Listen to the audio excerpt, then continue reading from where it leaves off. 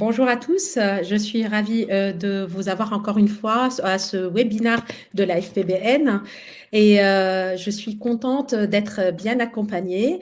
Alors, normalement, le professeur Carmen Schroeder va se connecter et je suis déjà en présence du professeur Isabelle Arnulf, qui est neurologue, qui est professeure de neurologie à la Pitié-Salpêtrière, chef de service et chercheuse à l'Institut du cerveau et de la moelle à Paris. Bonjour Isabelle. Bonjour Nidal, merci de votre invitation.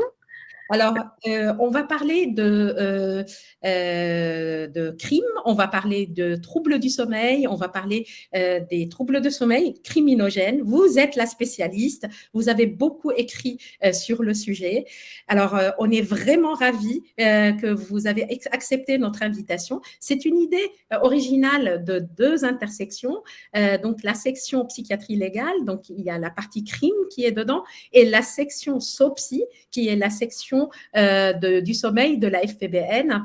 On était à table un jour avec Carmen et on a parlé, on s'était dit, on va faire quelque chose en intersection. Et c'est le professeur Carmen Schroeder qui est professeur de psychiatrie de l'enfant et de l'adolescent à Strasbourg, qui a donné votre nom et je suis ravie de vous accueillir malgré qu'elle soit pas là.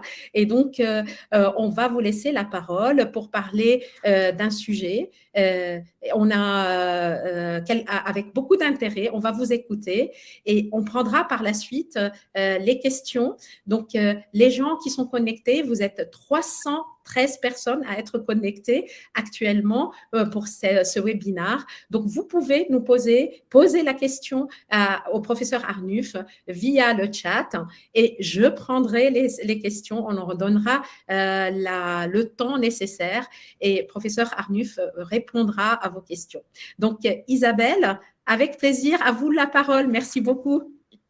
Merci beaucoup Nidal. Alors, vous m'avez donné ce titre un petit peu ronflant, le crime endormi, mon Dieu. On va parler de violence nocturne. Il faut savoir que quand on dort, on ne bouge pas et on perçoit que partiellement l'environnement.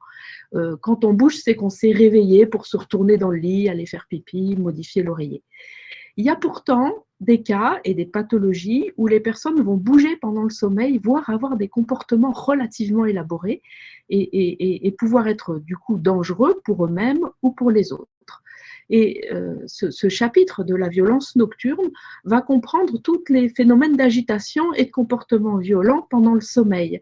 Alors, c'est un chapitre vaste dans lequel nous avons l'épilepsie qui peut survenir la nuit avec une certaine facilité, mais aussi, et c'est ce sur quoi on va insister, les parasomnies, c'est-à-dire tous les comportements qui surviennent pendant le sommeil ou à l'endormissement ou au réveil.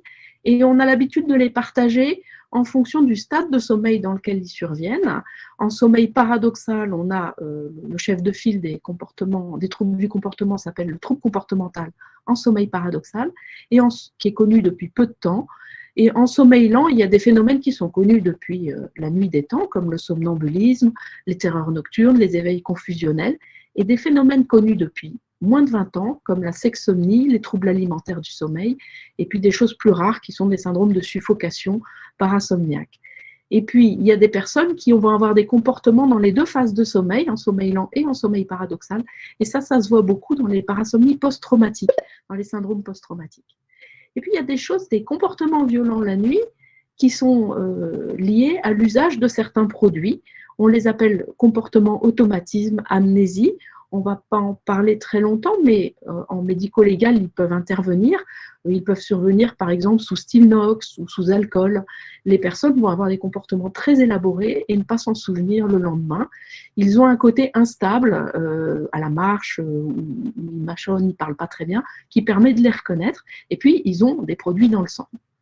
Et puis, le trouble dissociatif nocturne, que je vais appeler fausse parasomnie ou parasomnie psychogène, qui fait partie des troubles dissociatifs en psychiatrie et qui ressemble à des comportements très prolongés, où les gens s'automutilent, ont un air de possession dans le lit, et quand on enregistre, ils sont éveillés. Ils font ça souvent avant de s'endormir, ils attirent beaucoup les personnes autour d'eux, et il va falloir les différencier des pathologies plus classiques.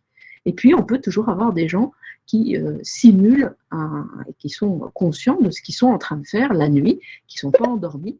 Et ça va être notre travail comme expert médico-légal de dire, bah non, ce n'était pas une maladie, une parasomnie, c'est vraiment quelqu'un qui sait ce qu'il était en train de faire. Alors, pour commencer, on va lancer tout de suite la première vidéo, juste pour vous montrer ce que c'est que les épilepsies hypermotrices nocturnes. La première catégorie de comportement nocturne, c'est des vidéos infrarouges, hein, on filme dans le noir dans les services de sommeil.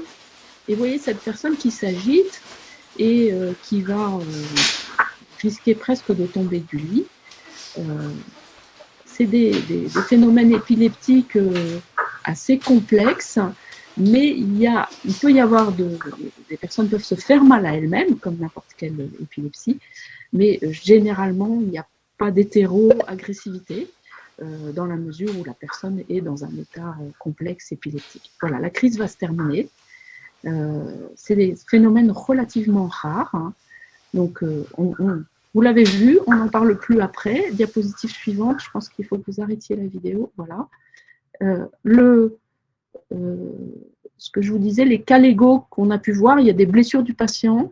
On a parfois été contacté, pas trop souvent heureusement, par la police pour des défenestrations avec décès. Et il faut savoir si c'était un crime ou quelqu'un, ou si la personne était épileptique. Et donc, on a malheureusement un épileptique qui s'est défenestré. Et il y a eu enquête de police. Mais comme je vous disais, il y a peu d'hétéroagressivité dans l'épilepsie nocturne, en tout cas. J'aborde rapidement le deuxième chapitre, le trouble comportemental en sommeil paradoxal, qui lui est connu depuis peu de temps, on va dire une vingtaine d'années. Il s'agit de personnes qui nous racontent que leurs rêves ont changé, ces personnes assez âgées, plus de 50 ans, leurs rêves deviennent plus violents, plus agressifs, et c'est toujours un peu les mêmes histoires. On m'attaque, un tigre, une personne, ou on attaque mes proches dans mes rêves, un groupe d'hommes veut violer ma femme, des cauchemars absolument horribles, et je dois défendre tout le monde, me défendre contre le chien, l'agresseur, ou attaquer les agresseurs. Ça, c'est ce qu'ils ont dans leur tête, et ce qu'ils font dans le lit, dans leur corps, c'est de vivre. Vous voyez, ce monsieur est d'un certain âge, il rêve qu'il boxe, et il boxe réellement dans le lit. Hein. Il y a des gestes brusques, endormis, des coups de pied, de bras, ils se défendent, ils parlent vulgairement, ils peuvent se redresser, ils peuvent tomber du lit. Les yeux sont à 99% du temps fermés, et il n'y a pas de marche, il n'y a pas d'ambulation, de mise debout et de marche, ce qui est très différent du somnambulisme. En fait, ces personnes sont bien en train de rêver en phase paradoxale, mais elles n'ont pas la paralysie que nous avons tous dans cette phase-là. Le verrou dans la base du tronc cérébral qui nous empêche de bouger en phase paradoxale dysfonctionne, et donc on a une extériorisation des rêves. Alors il y a des rêves agréables, mais dès que c'est des cauchemars, les personnes sont violentes, et il y a un isomorphisme, une similitude entre ce à quoi ils étaient en train de rêver et ce qu'ils font, ce qu'on constate dans le lit. Et donc, quand on les réveille à ce moment-là, ils se rappellent généralement d'un contenu de rêve qui est cohérent avec ce qu'on a vu dans le lit. Alors, on va voir une vidéo, si on peut la lancer. Alors, cet homme est en train de rêver un long rêve où il est endormi, là, il est en sommeil paradoxal, il ne devrait pas bouger. Et comme vous voyez, il se défend. Il est dans une auberge au Moyen-Âge, et il y a un sarrasin qui arrive par la fenêtre, et il trouve un fléau à blé c'est ce qu'il nous a raconté après, dans son rêve. Et il se défend contre le sarrasin qui est sur sa droite. Les gens consultent parce que personne ne veut dormir avec eux, et qu'ils se blessent et ils blessent les autres. Vous voyez, les séquences peuvent être assez longues, et donc cette population qui est atteinte par ce trouble a plus de 50 ans, c'est environ 1% de la population, c'est pas rare. Les hommes sont plus touchés que les femmes, à peu près 80% et 20% de femmes. Et vous le voyez soit de façon spontanée, les personnes n'ont que ça comme trouble, soit c'est très fortement associé à la maladie de Parkinson et à la démence à corps de Lévy. Et dans ce cas-là, les taux de comportement nocturne sont de 60% dans le Parkinson, plus de 80% dans la démence à corps de Lévy, ça fait partie des critères diagnostiques. Et donc, on le diagnostique par un enregistrement vidéo nocturne couplé à l'enregistrement du sommeil, la vidéo-polysomnographie, et on observe des comportements relativement complexes en sommeil paradoxal et ou une abolition imparfaite du tonus musculaire pendant plus de 18% du sommeil paradoxal. Donc on a des critères qui sont fermes et définitifs. On peut affirmer ou infirmer ce trouble relativement facilement. Et c'est important pour ce qu'on va dire pour d'autres troubles, mais celui-là, il est en médico-légal, il est repérable facilement. Alors, un des problèmes de ce trouble identifié depuis une vingtaine d'années, c'est que la majorité des patients, quand ils commencent à avoir ces cauchemars agités après 50 ans, vont développer une maladie de Parkinson ou une démence. Vous avez ici 1280 patients qu'on a regroupés au niveau mondial et c'est une courbe actuarielle. Au début, personne n'a de Parkinson et vous voyez au fur et à mesure du temps, en bas, on voit les personnes apparaître des signes de tremblement, d'akinésie ou de troubles cognitifs. Et à 50% d'entre eux ici, au bout de 7 ans, ont développé un Parkinson ou une démence et 92% au bout de 15 ans. Donc c'est prodromal de la maladie de Parkinson, le noyau qui est touché et identifié dans le cerveau. Le risque immédiat, c'est qu'ils se font très mal. Ils ont les yeux fermés, donc ils ne voient pas l'environnement, ils sont dans leurs rêves, ils ne sont pas dans leur chambre, dans leur tête, et donc ils vont cogner fort, et ils sont souvent en danger vital dans leur récit nocturne, et donc il y a des hématomes, des fractures, des traumas crâniens, y compris du conjoint, malheureusement. Et donc, certains vont essayer de mettre en place des protections, des lits doubles, etc. C'est des gens qui sont souvent mariés ensemble depuis 40 ans, heureusement, c'est des gens adorables dans la journée. Et donc, est-ce que ça va beaucoup en labo de sommeil et on les traite, on sait les traiter. Est-ce que ça va en médecine légale? Il y a peu de cas, toujours les conjoints, essentiellement pas d'autres personnes que les conjoints qui peuvent être blessés, parce qu'il n'y a pas de déambulation, les personnes ne marchent pas et les yeux sont fermés. C'est essentiellement des comportements de défense, mais on voit des strangulations possibles pendant le sommeil. Le mari étrangle sa femme et jusque-là, c'est toujours resté en médecine, pas en légal, mais il y a eu un homicide dans une caravane chez nos collègues anglais où la personne a étranglé sa femme et a été reconnue comme atteinte du trouble comportemental et jugée non coupable par les tribunaux anglais. Donc, il n'y a pas encore beaucoup en médecine légale, et tant mieux d'ailleurs. Il est possible aussi que les conjoints se rendent vite compte que ce n'est pas la première fois que les gens font ça. Souvent, c'est précédé de beaucoup de comportements avant d'arriver à la chose violente. C'est aussi pour ça qu'il faut les adresser, il faut les traiter, et c'est donc de la neurologie, et en plus, on sait les traiter. Alors, on vient de voir le trouble comportemental en phase paradoxale, où normalement on est paralysé, le système qui nous paralyse ne marche pas et les gens extériorisent des cauchemars. Les parasomnies de sommeil lent profond, elles sont connues depuis plus longtemps, en tout cas le somnambulisme, et parfois même au 19e siècle, il y a déjà eu des défenses légales d'homicide de somnambules. Ceci dit, les cas sont rarissimes.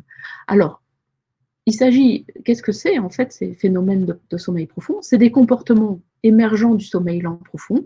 Les personnes sont souvent endormies depuis au moins 10 minutes et souvent 30-40 minutes. Le dormeur le conjoint dit, il a l'air de s'éveiller. Il ouvre les yeux, les somnambules ont les yeux ouverts, mais le regard est vague, il y a un regard très particulier, non passe-muraille un petit peu. Et la variante de parasomnie, on dit que c'est somnambule, la personne est somnambule quand elle se met debout et qu'elle marche. On parle de terreur nocturne quand elle pousse un cri et qu'elle a des manifestations de décharge d'adrénaline associées, tachycardie, mydriase. Et on parle d'éveil confusionnel quand la personne reste juste dans son lit, mais par exemple s'assoit, parle, tape autour d'elle, mais tant qu'elle ne se met pas debout, on parle d'éveil confusionnel. Et à l'interrogatoire, on a des indices que la personne est quand même à moitié endormie quand elle fait ces choses-là. Ça va être important évidemment en médico-légal de rechercher cela. Il peut y avoir un contenu mental associé à l'épisode. Je peux être en train de me défendre contre, par exemple, le plafond qui s'écroule, mais c'est peu mémorisé, c'est des scénarios très brefs, une image généralement. Les enfants ne s'en souviennent pas, les adultes, 70% se souviennent au moins d'une scène associée au somnambulisme. Du coup, les phénomènes font l'objet d'une amnésie qui est partielle ou complète après l'épisode, et c'est l'autre qui va raconter. Et le conjoint ou les personnes qui vont observer les phénomènes vont dire qu'il y avait des éléments de confusion mentale. Les paroles, les gens savent parler, mais elles sont souvent inappropriées. Vous n'avez pas une conversation correcte avec un somnambule. La personne se perd, l'interaction verbale est limitée, il y a ce regard vague, il peut y avoir le fait d'uriner pas au bon endroit, et puis il y a un caractère agressif ou opposant du somnambule si on le maintient. Il est vraiment dans son histoire à lui, et donc on est prudent avec les somnambules, il ne faut pas les ceinturer, sauf si évidemment ils sont en train de passer par la fenêtre, mais ils peuvent être extrêmement agressifs, un peu comme des gens qui sortent d'anesthésie. L'émotion associée au phénomène n'est pas appropriée, les gens ont l'air d'avoir très peur ou d'être très en colère alors qu'ils sont dans leur lit, dans un endroit sûr, calme, avec la personne qu'ils aiment le plus au monde à côté d'eux. Et puis d'autres éléments utiles en médico-légal, c'est l'anesthésie, en tout cas la perception de la douleur qui est extrêmement amoindrie. Les personnes peuvent se fracturer, faire des blessures graves, il y a même eu des plaies par balle, et ne pas les sentir, hein, et donc continuer à agir sans exprimer la moindre douleur. Et la force est colossale. Il faut dire que c'est des mises en danger immédiates qui sont souvent décrites, le plafond qui s'écroule, on les enterre vivants, ou des choses, plutôt des malheurs qui vont leur arriver à eux, et ils vont s'en échapper. Mais de temps en temps, pardon, je reviens en arrière, de temps en temps, le scénario, ils ont l'impression d'avoir des zombies autour d'eux, et si on les tue, on va les tuer, et si on les tue, si eux-mêmes ne se défendent pas, ils vont mourir. Et donc, dans ce cas-là, on peut avoir de l'hétéro-agressivité. Alors, on va regarder une vidéo peut-être déjà de terreur nocturne. Voilà, c'est quelqu'un qui est profondément endormi, en sommeil profond. Donc, il y a un côté très, très calme, hein, de la personne en profond. Et tout d'un coup, il y a une irruption d'un phénomène nouveau.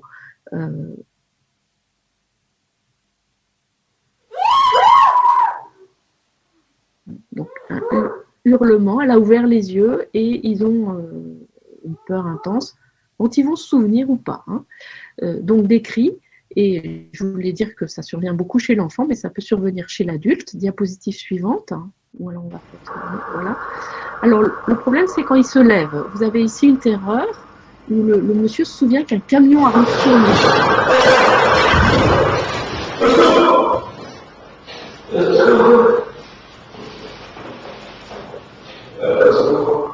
Alors, il avait les yeux ouverts, et vous voyez, le premier au secours est très convaincu, le camion est en train d'arriver sur lui, le deuxième un peu moins, et le troisième, il se rend compte qu'il est dans la chambre, c'est-à-dire qu'il reprend totalement conscience sur un phénomène bref.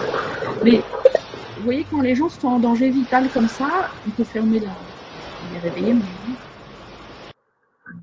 Voilà. Est-ce qu'on peut aller... Je reprends la main. Ils peuvent, du coup, les scénarios peuvent être un peu plus longs et se faire mal. Alors, vous voyez, ces contenus mentaux sont quand même très désagréables. On a dessiné ici tout ce que les patients nous racontent. Le plafond s'écroule et monsieur sort sa femme du lit pour la tirer hors du lit pour la sauver d'un danger imminent. Il le fait dans la réalité, malheureusement aussi. Alors, les gens ont des insectes sur le lit. Plus triste, le jeune papa rêve que l'enfant est en train de tomber du lit. Donc, vous avez des papas qui s'approchent du berceau, voire qui prennent le bébé dans le berceau et qui peuvent à ce moment-là, sous l'effet somnambule, faire des choses dangereuses avec le bébé. Donc vous imaginez la dangerosité. Ici, un jeune rugbyman qui rêve qu'il y a des zombies qui vont le tuer et s'il ne se défend pas, qu'il étrangle pas le zombie, c'est lui-même qui va mourir. Ça, c'est dans son rêve et dans la réalité, il est en train d'étrangler sa petite copine. Les deux ont 17 ans. Heureusement, elle est aussi dans un truc de sport et elle lui donne des grands coups de pied dans le ventre et il se réveille. Et donc, elle a des traces de strangulation, mais elle ne meurt pas. Mais comme disent les parents, vous vous rendez compte, si à 17 ans, ça avait été jusqu'à un décès de sa petite copine, ce serait dramatique. Voilà, alors, ces phénomènes nocturnes sont favorisés par 3 phénomènes qu'on appelle les 3 P, parce qu'ils commencent par P, prédisposant, précipitant et je ne sais plus, mais je vais trouver, c'est en anglais. Et donc, chez qui c'est fréquent? C'est très fréquent dans la population. 17% des enfants sont somnambules, entre 1 et 4% des adultes. Ce n'est pas zéro. Hein. Ce qui favorise ces phénomènes, c'est des traits. Il y a une histoire familiale, c'est très familial, on pense même que c'est génétique, de parasomnie profonde. Dans la même famille, il y a des somnambules, il y a des terreurs nocturnes, il y a des gens qui parlent beaucoup dans le sommeil et des éveils confusionnels. Il y a un groupe HLA qui est un peu plus associé. C'est favorisé par le jeune âge. On a du mal à acheter un somnambulisme à 50 ans, mais par contre, à 20 ans, oui. Il y a souvent d'autres parasomnies de sommeil lent profond chez le même. C'est un somniloque, par exemple. Il parle beaucoup dans son sommeil. Et puis en épidémiologie, c'est plus associé à la dépression, la bipolarité et les TOC. Ça, c'est l'épidémiologie. C'est pas ce qu'on voit dans les labos de sommeil. Dans les labos de sommeil, on voit des gens jeunes qui ont d'autres parasomnies. Le deuxième facteur, c'est les facteurs primants, ceux qui surviennent le jour d'avant et qui vont favoriser, ces gens peuvent être somnambules de temps en temps, mais ce qui va arriver au médico-légal, c'est souvent la conjonction de plein de choses en même temps qui va déclencher cet orage violent. Et donc, il y a une prédisposition qu'on a vue, et puis le jour d'avant, très souvent une situation stressante, un stress situationnel. Ce n'est pas des gens plus stressés que la moyenne. Et si vous y ajoutez de la dette de sommeil, de la fièvre, du sport, quelque chose qui fait monter la température dans le cerveau, voire l'utilisation de certains produits comme les bêta-bloquants ou l'alcoolisme aigu, vous allez favoriser les crises nocturnes intenses. Et puis, le troisième facteur précipitant sont tous les facteurs qui vont interrompre le sommeil profond, qu'on appelle N3, ou rendre plus confus lors du réveil en N3. Et là, le problème, c'est le contact physique, le bruit ou le contact physique. Vous avez quelqu'un qui est tranquillement endormi, qui fait tranquillement son sommeil profond, et puis le conjoint soit se retourne, soit vient se coucher, touche la personne, et il y a un franc rôle du contact, et va déclencher une sorte de petit réveil partiel qui va déclencher la crise de somnambulisme, ou de terreur, ou d'éveil confusionnel. Et c'est là, il faut vraiment une proximité avec la personne pour déclencher la violence. Le contact physique n'est pas interprété comme un contact normal par le dormeur. D'autres phénomènes favorisent les réveils en profond, le fait d'avoir non pas des apnées qui sont rares dans ce stade, mais des hypopnées, le reflux gastro-œsophagien, les mouvements de jambes, et puis certaines activités encéphalographiques aiguës, l'épilepsie partielle, qui est quelque chose qui peut réveiller et donc déclencher un éveil confusionnel. Et puis les personnes qui manquent d'oxygène, qui sont alcoolisées ou qui ont pris des produits vont être encore plus confuses lors du réveil dans cette phase-là, neuroleptique, cannabis, et très souvent, dans les cas médico-légaux, vous avez des gens qui étaient stressés, qui ont manqué de sommeil, et puis qui ont pris des produits. Et là, le rôle de la responsabilité produit est délicat, puisqu'on est censé maîtriser ce qu'on prend. Alors, qu'est-ce que c'est par rapport, c'est assez différent du trouble comportemental en phase paradoxale. C'est un cerveau dans un état hybride, un somnambule.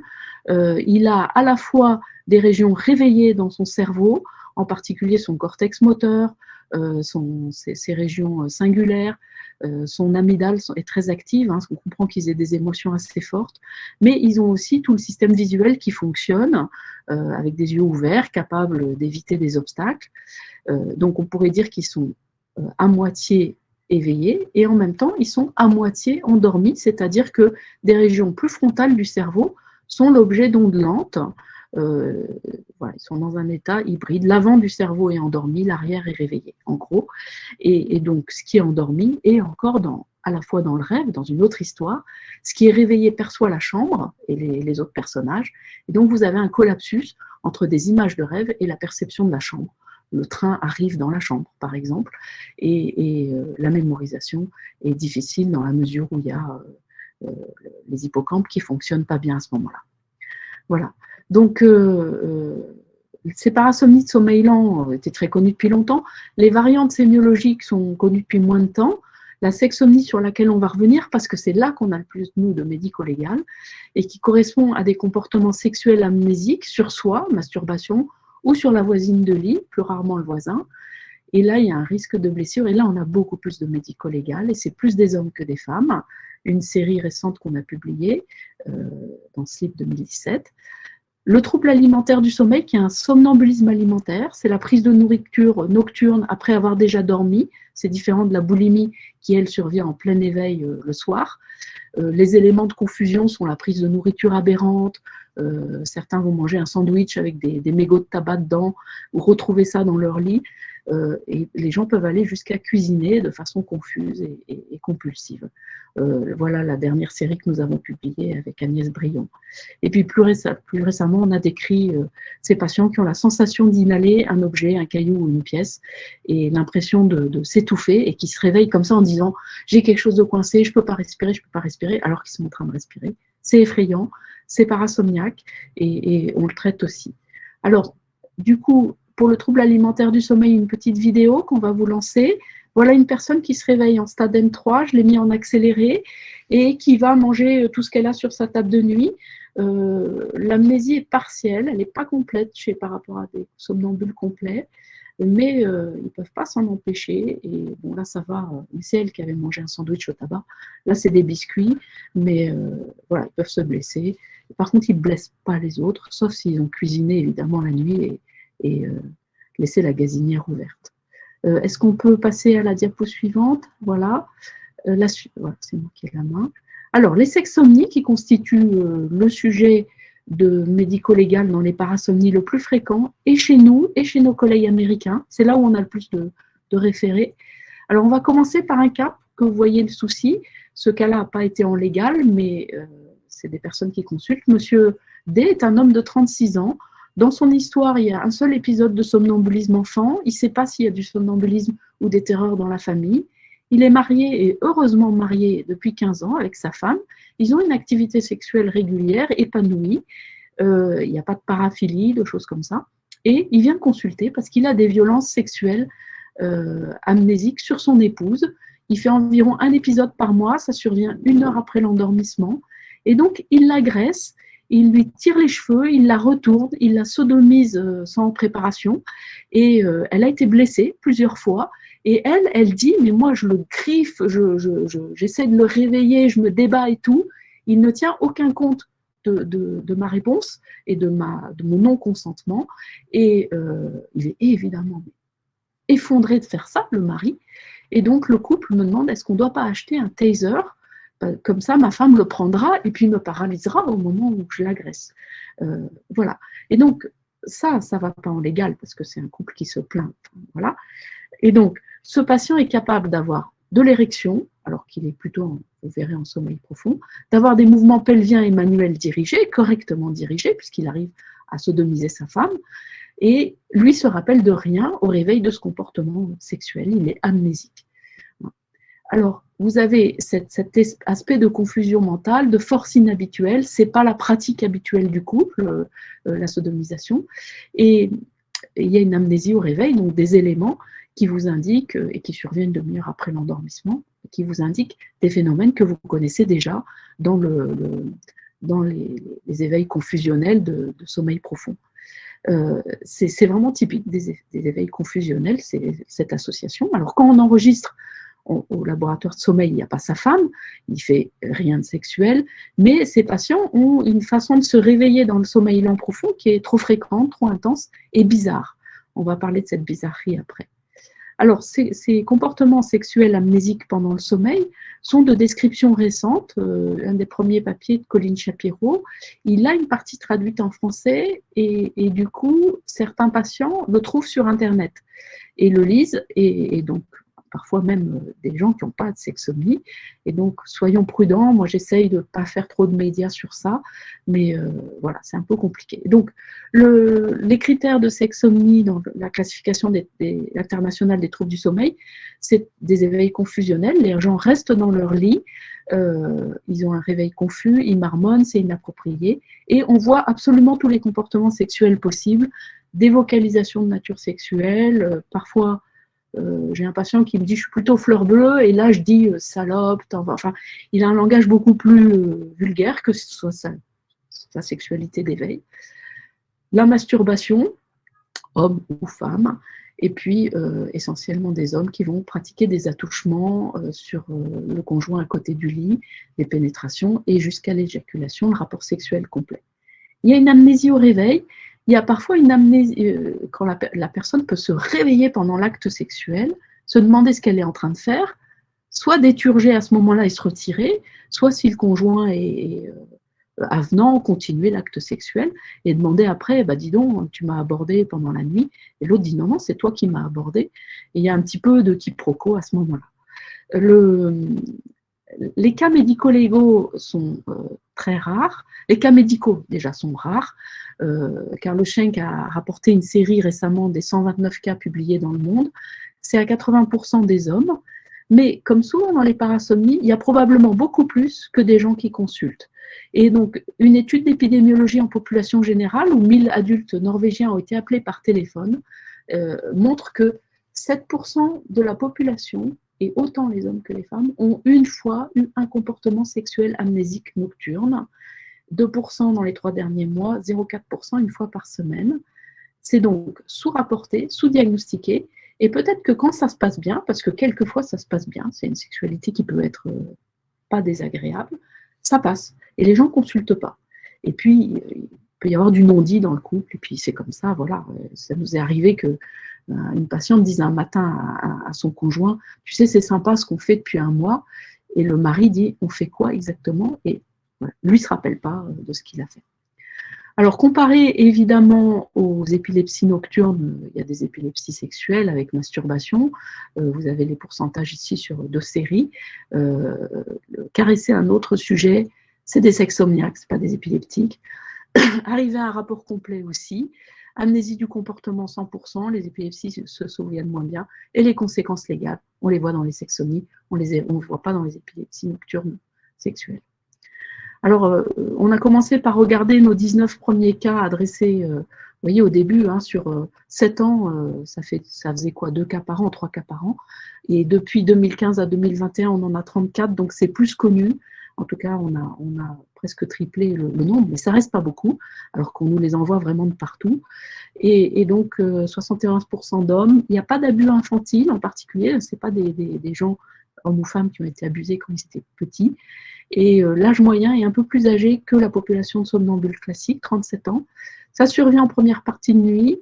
Il y a de la masturbation chez la moitié, c'est exclusif chez 2, attouchement du partenaire, rapport sexuel complet 47%, et un comportement qui est plus désinhibé que la sexualité d'éveil rapportée par le conjoint. Si on reprend nos facteurs favorisants, on trouve d'autres parasomnies profonds, on trouve beaucoup les situations stressantes, la dette de sommeil, un peu la frustration sexuelle, genre la femme est partie en congrès une semaine et elle revient, ils n'ont pas de rapport sexuel le soir même et il peut avoir à ce moment-là, lui, une sexomnie. En tout cas, 18% ont rapporté ça. Un fort rôle du contact physique, de temps en temps des apnées ou des hypopnées qui déclenchent, et puis de l'alcool dans un tiers des cas. Le problème, c'est les conséquences sont graves, dans 47% des cas, avec des comportements violents avec blessure de la partenaire, du viol conjugal avec des femmes qu'il faut recoudre, hein, c'est à ce point-là de gravité, des viols intrafamiliales, c'est dramatique, hein, cousin, cousine, vous voyez, ce genre de choses. Une amie qui n'est pas une amie sexuellement liée, mais ils ont dormi ensemble dans le même lit et monsieur a eu le comportement. Et puis eux sont très honteux, vraiment, ces hommes qui ne contrôlent pas leur sexualité nocturne, sont vraiment très très honteux, déprimés. On a eu une tentative de suicide chez une femme parce que son mari lui disait c'est dégoûtant ce que tu fais. Des problèmes conjugaux, bien sûr, vous vous en doutez. Et c'est que, vous voyez, 19 cas. Hein, voilà. Je ne sais pas si je suis dans les temps, il faut m'arrêter sinon. Les aspects en vidéo, alors, il y a des particularités des parasomnies de somnolence. Pardon, Isabelle, parfaitement dans les temps. Vous pouvez prendre votre temps. Merci. Ici, donc, c'est évidemment du chinois pour ceux qui ne lisent pas de l'EEG, mais pour ceux qui lisent de l'EEG, vous avez du sommeil profond ici, normal, et vous avez ici, alors que le sommeil profond continue sur les voies, surtout, du tonus musculaire qui apparaît dessus, ça devient sale, hein, il y a cette espèce de superposition de l'activité musculaire qui s'appelle le MG2 et 3, et donc la personne est en train d'avoir un comportement alors qu'elle est endormie, et vous voyez qu'elle est vraiment endormie quand elle bouge. Hein. Et donc voilà la vidéo, si vous pouvez la lancer, c'est un soldat coréen qui s'est fait virer des dortoirs parce qu'il se masturbait de façon compulsive et bruyante pendant le sommeil. Il a dit c'est dégoûtant, et donc il a consulté. Après, ce que vous voyez, c'est de la masturbation classique, les gens vont au salon et puis ils se masturbent. Sauf que c'est très prolongé, qu'il n'en a aucun souvenir. Je crois que la séquence totale, on va bientôt la couper, parce que tout le monde sait ce que c'est qu'une masturbation, enfin j'espère, c'est qu'il s'en souvient absolument pas. Alors, ces phénomènes de réveil en profond, on peut les identifier à distance. Ici, une personne adressée par l'OPJ pour viol nocturne sur une amie, pas d'antécédent personnel ni familial de somnambulisme. Sa compagne actuelle dit que de temps en temps, il a des attouchements sexuels nocturnes dont il n'a pas de souvenir. Et il y a un tracé de sommeil avec cette phase 3 que vous voyez descendre. Et les flèches, c'est ces réveils partiels en sommeil profond qu'on peut identifier sur les tracés de sommeil. Et puis surtout, vous avez ici le tracé de sommeil lors d'un de ces réveils. La première voie est une voie frontale. Il y a du delta, vraiment régulier. À partir du trait vert, qui est le réveil, la personne reste en delta dans son lobe frontal. Et les 3 voies en dessous, vous voyez un passage des ondes lentes à des ondes rapides en alpha. Et vous avez ensuite la même chose sur, c'est les 4 premières voies, les 4 voies de l'autre côté, droite, hein, c'est-à-dire un lobe frontal qui reste endormi et toute la partie centrale, temporale et occipitale du cerveau qui est réveillée. Donc un état hybride du cerveau qu'on identifie. Et ça a été son saut pour arrêter les poursuites. À partir du moment où il est capable, à son âge, parce qu'il n'est pas tout jeune, de faire ça, on est sûr qu'il est somnambule. Et donc, en tout cas, l'affaire a été classée à la suite de ça. Alors, avec mon collègue Régis Lopez de Montpellier, on s'est dit, ça c'est de notre expérience, on sait que quand il y a ça, c'est forcément un somnambule, mais il faut, pour convaincre les jurys, etc., et pour surtout s'accorder dans le monde entier, pour pas que quelqu'un qui ne connaît pas dise « Ah si, c'est du somnambulisme », et quelqu'un qui voit que des conflits entre experts, on s'est dit on va créer des critères, puisque le somnambulisme actuellement est défini que de façon clinique, des critères polysomnographiques et vidéo pour dire on est sûr ou on n'est pas sûr que c'est du somnambulisme ou de des éveils confusionnels sexsomniaques. Et pour ça, lui a pris 100 somnambules sans sujet contrôle et il a regardé à quel point les somnambules se réveillaient plus souvent dans le sommeil lent profond et plus souvent avec cette façon anormale d'être à moitié réveillé, à moitié endormi. Et donc, on a des seuils de sensibilité en fonction du nombre de réveils en sommeil lent profond par heure et de spécificité. Et évidemment, en médico-légal, on peut utiliser des choses spécifiques. Nous, on l'a fait en comportement. Le fait d'ouvrir 2 fois les yeux lors d'un réveil en N3 est très sensible et assez spécifique. Et évidemment, si vous avez d'autres comportements lors des réveils en N3, comme des expressions de peur, de surprise, quelqu'un qui s'assoit sur le lit ou qui hurle, vous êtes à 100% de spécificité. Donc ça aide. Alors, ça ne veut pas dire que la personne était somnambule au moment où elle a commis le crime, mais on sait qu'elle a un trait somnambule. Voilà. Alors, le diagnostic différentiel des sexsomnies, il y a les épilepsies sexuelles, mais comme je vous disais, il y a peu de médico-légal. Le trouble comportemental en sommeil paradoxal, on a vu une fois une masturbation, mais comme je vous disais, il cogne plutôt qu'une activité sexuelle. Les rythmies de sommeil, c'est des mouvements pelviens uniquement nocturnes. C'est rarement, enfin, je ne vois pas en quoi ça pourrait faire arriver devant le juge. Le trouble dissociatif nocturne, parasomnie psychogène, je n'ai pas encore vu des choses sexuelles, mais bon, on peut se méfier. Par contre, et ça nous emmerde beaucoup plus, c'est les comportements désinhibés sous l'effet de l'alcool, de la drogue et des somnifères. Parce que vous avez des gens qui peuvent vraiment faire n'importe quoi sous ces produits et être par ailleurs somnambules. Et alors, qu'est-ce qui a causé le crime au moment où ils l'ont fait? Pas facile. Les Américains, les collègues américains, ils ont tranché. Ils ont dit s'il y a de l'alcool, il sera reconnu coupable, quoi qu'il arrive. Eux, ils ont tranché. En France, on est un peu plus, voilà, on dit ça, il a le droit d'avoir eu les deux, etc. Et il y a bien sûr des simulateurs. Alors, un cas récent, le juge de X vous appelle, Eric a eu des attouchements sur 2 de ses filles, voilà, la femme dit, la mère dit, il est somnambule, on sait qu'il est somnambule.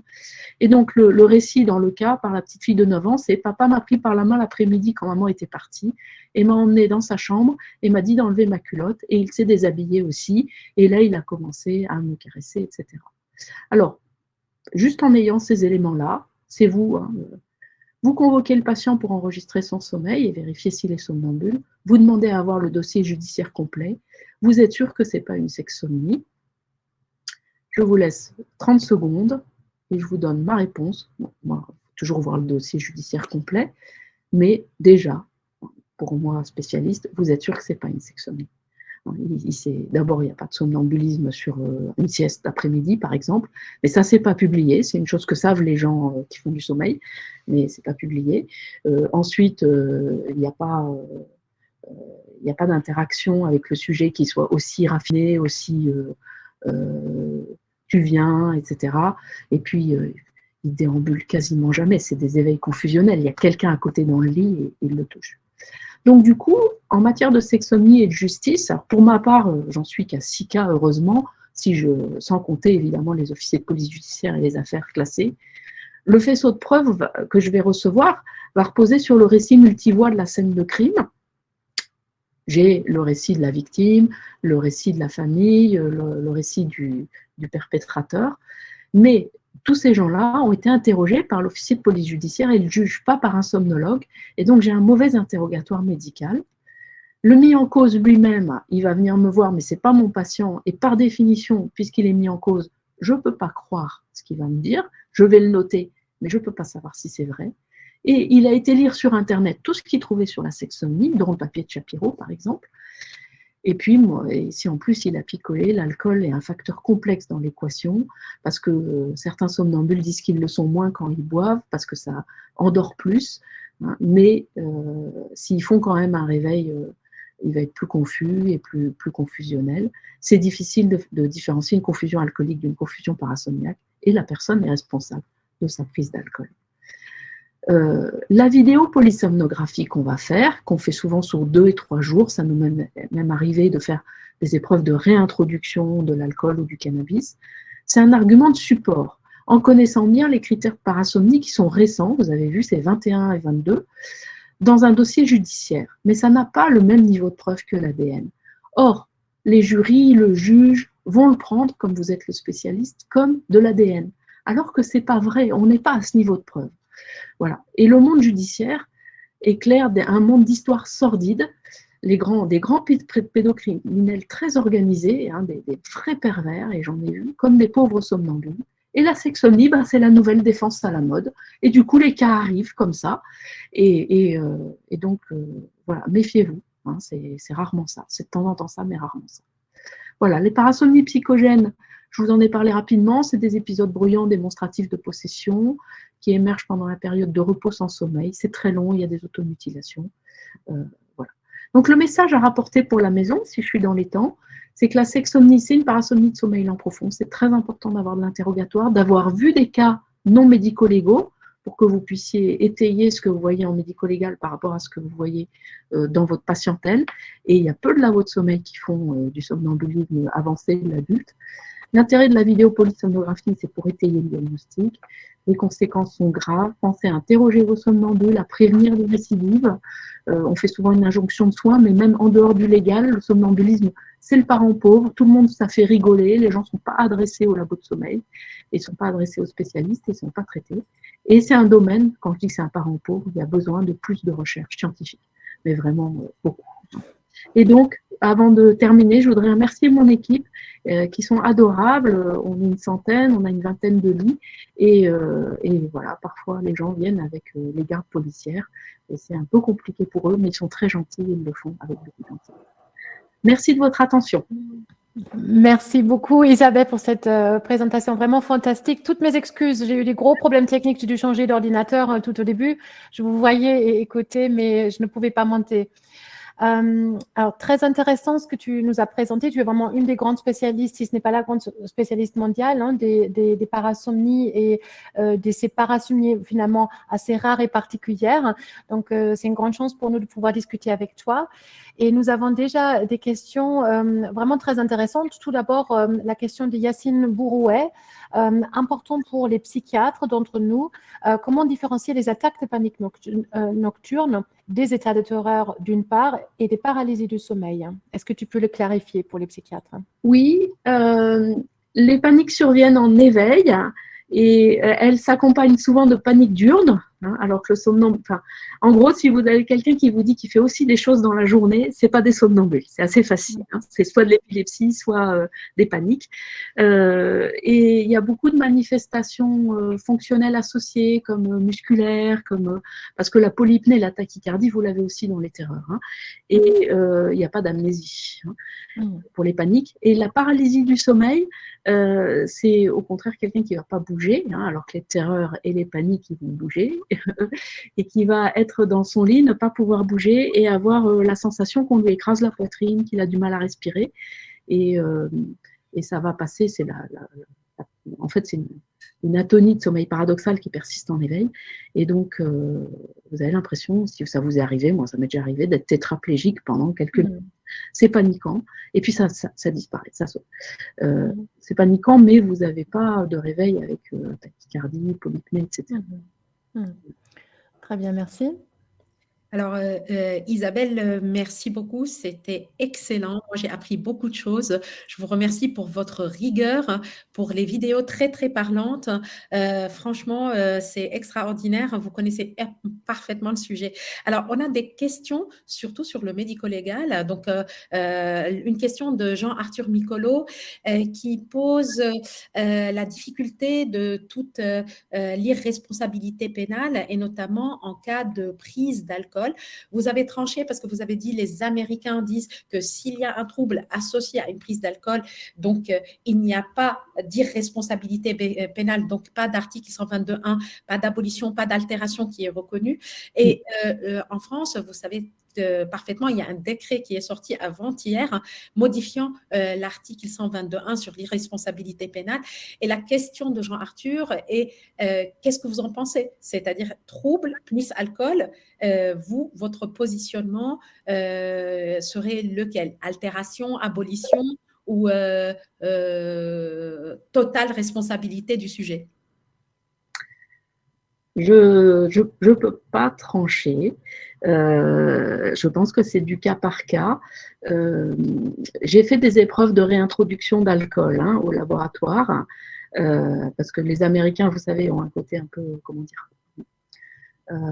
protestant vis-à-vis de l'alcool. Et ils disent il n'y a pas de data, il n'y a pas de données pour dire que ça aggrave et tout. Quand on fait des épreuves de réintroduction d'alcool à la 3e nuit, on peut voir des sorties de N3 avec des comportements confus. J'ai un type qui a sorti son sexe à l'air et qui s'est pissé dessus. Enfin bon, que je n'ai pas eu sur les 2 nuits sans alcool. Donc, oui, contrairement à lui, et puis, moi j'ai tous les gens non médico-légaux, et lui il n'en voit pas. Je parle de Pressman, qui est le pape américain des parasomnies criminogènes. Je ne suis pas sûre qu'il voit des patients comme nous au quotidien et qu'il ait cette position très tranchée vis-à-vis de l'alcool. Si des patients normaux qui ne vont pas en médico-légal peuvent avoir les phénomènes sous alcool, alors le médico-légal aussi, c'est compliqué. Voilà, et j'ai envie de dire, c'est du cas par cas, c'est de l'alcoolisation aiguë, pas chronique, et il faut qu'en plus, vous ayez tous les marqueurs de somnambulisme classique, sans alcool. Donc, voilà. Dans le chat, Isabelle, vous avez beaucoup de félicitations. On parle de beaux passionnants.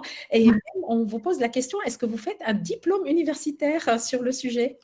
Alors, on a un diplôme interuniversitaire de sommeil qui existe, qui est pas mal rempli. On a 200 personnes tous les ans.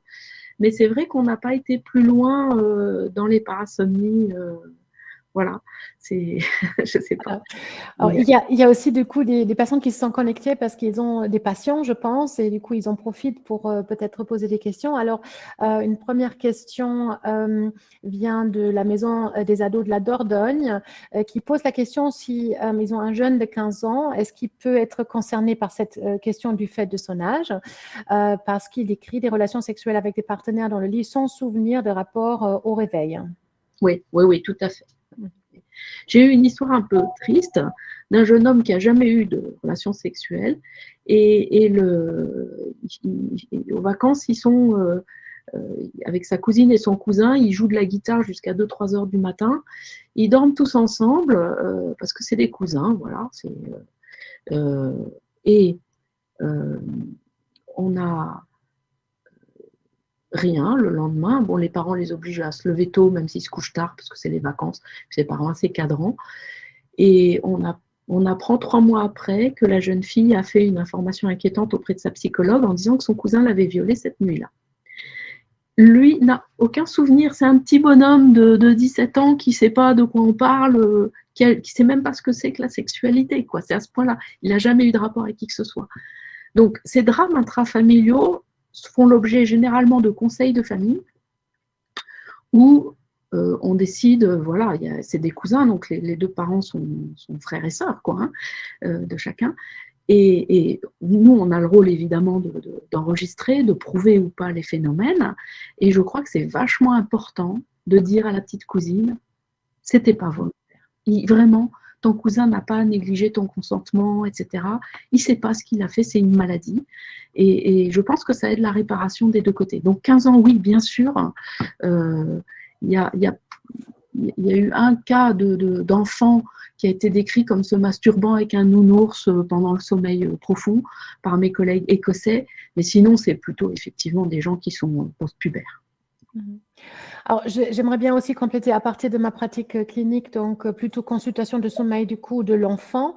Ce n'est pas, alors, je fais beaucoup de consultations, j'ai eu 4 situations où c'est une découverte fortuite lors de l'entretien. En fait, des enfants qui consultent pour des parasomnies, forcément dans l'interrogatoire, on pose la question sur des antécédents de parasomnie chez les parents. Et là, tout le monde commence à être très, très gêné et finalement, la mère peut dire que le papa a régulièrement des sexsomnies et veille du coup vraiment extrêmement fortement sur le fait, elle reste à côté de son mari pour protéger les enfants, veille à ce que les enfants ne vont jamais venir dans leur lit, etc.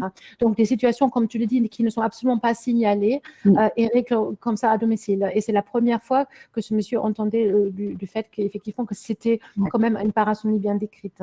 Oui, vous savez, tous ces petits jeunes hommes qui viennent me voir pour des sexsomnies occasionnelles avec une copine à laquelle ils sont sexuellement liés, parfois ils ne croient pas à leur copine, et puis bon, je leur montre, j'explique et tout. Et quand on passe aux conséquences, je les vois s'effondrer. Parce que ça veut dire que c'est des gens qui, quand ils vont se marier, pourront jamais dormir avec leurs enfants. Et Dieu sait que le co-sleeping, c'est fréquent. Qui vont devoir avoir des stratégies d'enfermer à clé, on n'imagine pas les conséquences d'un phénomène qui est quand même rapporté par 7% de la population. Hein. C'est pas, voilà. On se dit finalement, heureusement, il n'y a pas trop de dégâts, mais il y en a de temps en temps qui sont dramatiques. Ça continue au chat pour vous féliciter, professeur Arnulf. Plusieurs félicitations. Merci pour cette conférence très intéressante. Merci pour tout ça. Un bonjour à Carmen Schroeder aussi, de la Maison des Ados. Alors, il y a une question de Pierre Stellé qui pose une question concernant les paraphilies, des fantasmes tels que la pédophilie, des fantasmes sadomasochistes. Est-ce que les sexsomnies, sa question est la suivante, est-ce que les sexsomnies peut désinhiber des fantasmes paraphiles à ce point-là et faire émerger, alors que dans la vie normale, les patients ont une sexualité qui n'est pas paraphilique. Est-ce que lors d'une sexsomnie, est-ce qu'on pourrait avoir une paraphilie qui apparaît alors qu'elle n'est pas dans la vie habituelle sexuelle du sujet? Ils peuvent être plus violents, clairement, beaucoup plus violents que la sexualité d'éveil, beaucoup moins attentifs au conjoint, avoir par exemple un rapport pendant les règles alors qu'ils n'ont pas ça d'habitude. Mais le seul cas où c'était une histoire assez complexe avec une femme qui mettait une bouteille d'insecticide dans l'anus de son mari, qui lui scotchait le pénis et tout, ce cas avait été déclaré comme parasomniaque dans la littérature. Je suis cette personne maintenant et je peux vous dire que c'est pas ça du tout. Mais du tout. Et je pense que c'est pour ça qu'on a intérêt, nous, au niveau des marqueurs, à dire c'est une femme qui avait eu un abus infantile. Non, ça c'est vraiment, je pense, un trouble dissociatif nocturne classique. Donc ma réponse serait plutôt non, sauf n'étant pas experte en paraphilie, n'étant pas non plus, j'ai pas le diplôme d'expert médico-légal, hein, donc parfois j'ai certains termes que je connais pas, excusez-moi, mais je pense que non, sauf que vous avez ce cas du type qui fait pas de sodomie d'habitude et qui là sodomise sa femme. Et effectivement, on s'est toujours demandé si ce cerveau frontal endormi, il laisse pas place à des comportements plus archaïques. Et surtout, Pourquoi ils font que ça? Parce que quand ils passent sur le sexe, c'est comme quand ils passent sur la nourriture, ils font plus que ça. Il n'y a pas d'autre somnambulisme ou d'autres formes de terreur qui apparaît. Vous voyez, on a l'impression qu'ils sont monotâches, quoi. Hein, ouais. Alors, une dernière question et on donnera la parole au professeur Schroeder pour terminer et faire la conclusion. Une question sur la prise en charge, le traitement. On ne vous a pas entendu là-dessus. Très brièvement. Non. Et puis, Carmen, après. Merci. Non, alors, tout ce qui est sécurisation, hein, je vous laisse imaginer, hein, pour les somnambules, pas dormir en lit superposé, mezzanine, on a toute une liste hein, de précautions, éviter l'alcool le soir, faire une sieste avant de dormir. Enfin, il y a plein de choses qui sont du domaine de la médecine du sommeil. Et puis, au niveau des médicaments, aucun médicament n'a l'AMM, mais on a, pour le somnambulisme classique, les terreurs, les éveils confusionnels, on a une bonne expérience avec la gabapentine et pour les cas plus sévères, le Rivotril. Et la gabapentine, c'est pratique, tout le monde peut la prescrire, parce que le Rivotril, maintenant, ils l'ont mis en restreint neurologue et pédiatre. Et ça peut marcher sur la sexsomnie, mais sinon, ça c'est plutôt une découverte salpêtrière, la paroxétine. On est assez content de la paroxétine, qu'on donne à un quart ou un demi comprimé, toujours 1 heure avant le coucher, puisque je vous rappelle que les parasomnies surviennent dans les 10 minutes qui suivent l'endormissement. Pour le trouble comportemental en sommeil paradoxal, on utilise en plus la mélatonine, qui marche moins bien dans le somnambulisme, mais qui marche bien dans le trouble comportemental en phase paradoxale. Parfait. Carmen? Bon. Oui, alors vraiment, je tiens à te remercier, Isabelle, pour cette présentation fantastique. Encore une fois, tout le monde dit que c'était passionnant et te remercie. Je pense qu'il y a eu la marge pour 30 minutes de discussion, parce que là, je vois plein de questions qui portent sur les somnambulismes complexes ou des somnambulismes terreur. Il y aura beaucoup de choses à dire et Isabelle a beaucoup de choses à dire. Alors, il n'y a pour l'instant pas de DU de parasomnie, comme tu dis, ou le lien avec la psychiatrie, mais pour ceux qui sont vraiment très intéressés, les DIU du sommeil et sa pathologie comporte donc plusieurs heures d'enseignement d'Isabelle Arnulf dans ce domaine, donc pour tous ceux qui souhaitent. Et pour les internes connectés, bien sûr, vous avez la possibilité de faire la formation spécialisée transversale en sommeil, où vous allez aussi, entre autres, tout apprendre sur des parasomnies. Donc vraiment, merci beaucoup, Isabelle, à toi d'avoir été d'accord sur cette manifestation intersection entre la section psy et la section de psychiatrie légale. Merci beaucoup. Merci. Merci de la part de tous les participants j'aimerais quand même rappeler le prochain webinaire qui va être une intersection également, la section neurofeedback et la section Find. Donc, c'est un regard de l'IRM sur le neurofeedback avec Jean-Arthur Micolo en organisateur et professeur aussi Jocelyn Ounou qui organise ce prochain webinaire. Prenez rendez-vous, c'est le 13 mai, c'est bientôt, toujours les mêmes horaires. 12h30, 13h30. Bon appétit tout le monde. Au revoir et merci d'avoir été connectés. Merci. Au revoir. Au revoir.